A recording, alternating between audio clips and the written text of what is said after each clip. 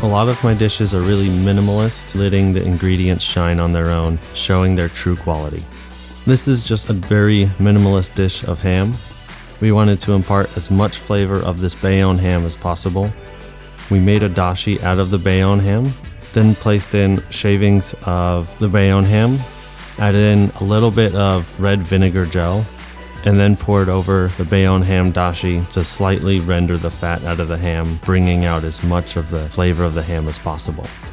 The Bayonne ham is extremely good with its balance of sweet, salty, and savoriness, and a little bit of acid from the gel just brightens the pure flavor of the ham.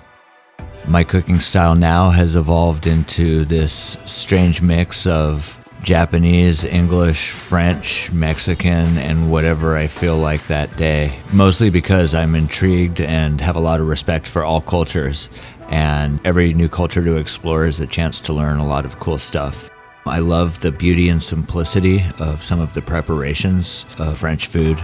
Bayonne ham is a perfect example of that. All you need is high quality pork, air, salt, thyme, and patience.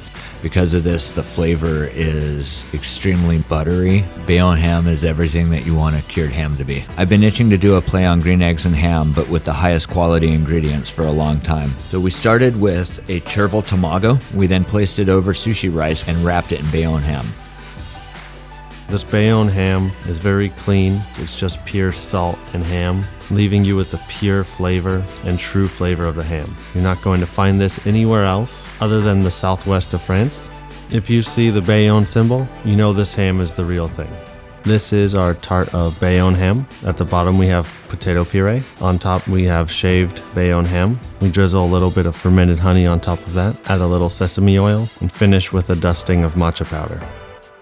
So here I wanted to show the similarities between the Bayonne ham and the tuna and all of the melt-in-your-mouth qualities. We garnished with Hearts of Fire sorrel, kelp noodles, plumped up some dried Turkish apricots with white wine and fish sauce. We finished the dish with a little bit of tangerine oil for brightness, and we dehydrated a little chunk of Bayonne ham and shaved it over the top, kind of like a Bayonne ham katsuobushi. Because of the rich creaminess and minimal saltiness of the Bayonne ham, I thought it would be fun to do a play on a poke salad. First, I marinated the cucumbers in a sweet apple vinegar, tossed them in with sesame, plated them up with bite-sized cubes of Bayonne ham. I then garnished the salad with ogo seaweed and toasted nori seaweed, and I topped it with sage flowers.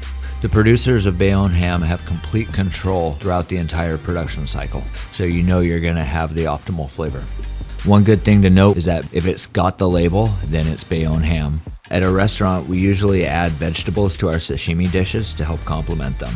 In this case, I did a grilled cabbage, barbecued cauliflower mushroom, celery root consomme, tomatoes. I then added some flowering pea tendrils for texture. We infused our dashi with the Bayonne ham and then reserved the ham cubes, turning it into a filling for our dumplings since it was nicely rehydrated. We garnished the dish with mustard greens and marigolds from Girl and Doug Farm. This is the ultimate grilled cheese using Bayonne ham. We wanted to do something very simple and just elevated. First, we wanted to render the fat out of the Bayonne ham to use the scraps and trims. That way we could make an aioli. Once the aioli was made, we spread it on the nice sourdough and added some sharp cheddar, 4-year aged white cheddar, Bayonne ham slices, toasted it with sesame oil. So this is our take on an American classic, using the Japanese influence with the sesame oil to bring a nice nutty flavor to pair well with the ham. Then we just add the caviar on top to make it a little more elegant. I was so impressed with the fat off of Bayonne ham, I had to make a nigiri out of it. So first we cut the fat really thin and fried it at 350 until it became crispy. We wrapped the crispy fat to the rice using the pliable fat right off the ham. Sometimes there may be an aversion to pairing ham with Japanese food, but if you keep an open mind and an open palate, I think you'd agree with me that it works, and it works well. This is scallops with crispy Bayonne ham. First, we crisped up the ham in some oil. Then we seared the scallops until they were brown just on one side and lightly cooked. Placed our Vietnamese coconut caramel, put the scallops on top, and then added a little bit of sudachi gel, Vietnamese herbs, and then placed our crispy ham and topped it with sesame oil. The best quality products make the best quality dishes, especially when you're looking from a minimalist perspective.